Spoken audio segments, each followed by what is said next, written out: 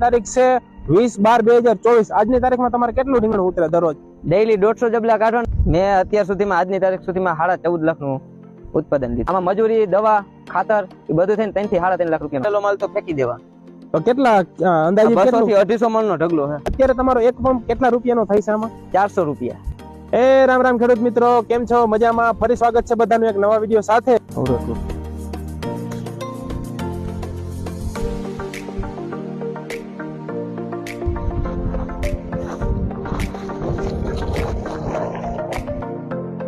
આપણી જોડે ખાસ એક એવા ખેડૂત મિત્ર છે જેને આ વર્ષે ખૂબ સારી રીંગણી કરી છે અને રીંગણીમાંથી અત્યારે સારી એવી આવક પણ મેળવે છે. નામ જણાવશો જરા પેલા?